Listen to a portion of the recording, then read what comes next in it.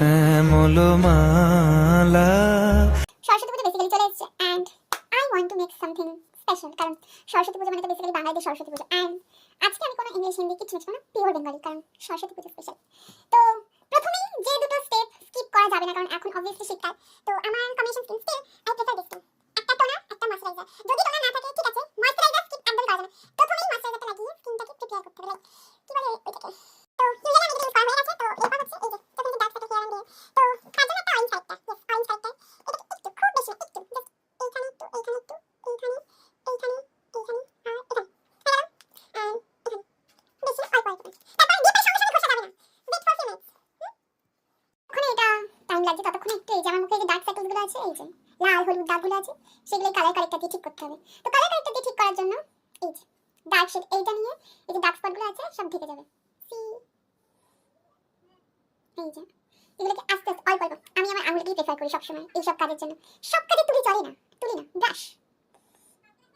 আর এই যে ব্রাশের সেট অনেক কষ্ট করে কিনতে হয়েছে এগুলোকে। তো এখান থেকে দেখি ব্রাশ, আমি এখন ব্রাশ চিনতে শিখিনি, অবশ্যই এক্সপার্ট নেই।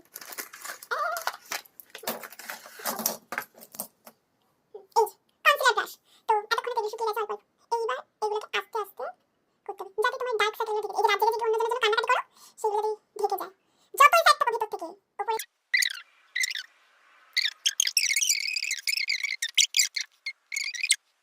রেডনেসটা আছে, তো এটা তো অ্যাকচুয়ালি লিকুইড কনসিলার, তো সেই তার জন্য কি করতে হবে, পাউডার লাগাতে। পাউডার মানে কি, loose powder.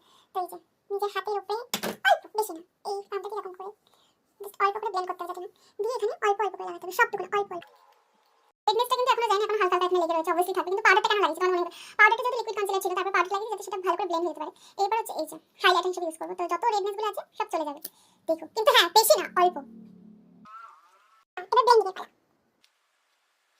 Now this one, this is not a foundation, it's Mars BB cream. কারণ আমার ফাউন্ডেশন খুব একটা ভালো লাগে না, এন্ড দিনের বেলা গেলে যদি তোমরা দিনের বেলা যেতে চাও কোথাও বাট ফাউন্ডেশন ইউজ করতে চাও না, তো আমি সাজেস্ট করবো বিবি ক্রিম ইউজ করা, সেফ চয়েস। তো এটা হচ্ছে মার্সের BB cream and trust me this is really good.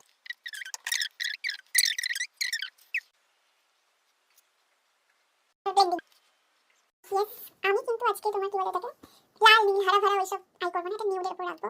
তো হ্যাঁ, তো ফার্স্টে কি শেডটা নেবো, এই শেডটা নেওয়া হয়ে যাওয়ার পর তারপর এই যে হালকা হালকা শিমারি শেড যেটা আছে, শিমারি শেড এটা অল্প, বেশি না, একদম অল্প।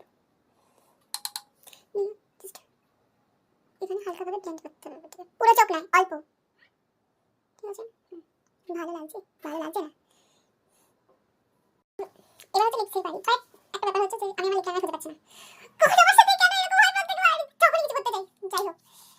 তো এটা দিয়ে আমি লিকুইড লিপস্টিকটা দিয়ে আমি যে লিপ আঁকাবো, এটাও রেডি। ও আমি একটা কথা বলতে ভুলে গেছি যে লিপ লাইনার ইউজ করার আগে সবসময় লিপ বাম ইউজ করা বেটার, তাহলে লিপটা সফট থাকে। তো যখন লিপস্টিক ইউজ করবে সেটা মানে শক্ত থাকে না। এর কাজ শেষ, এরপর এর কাজ। এটা হচ্ছে মার্সের লিপস্টিক, একটা আমি কয়েকদিন আগে পারচেজ করেছিলাম and this is so good. Red means red.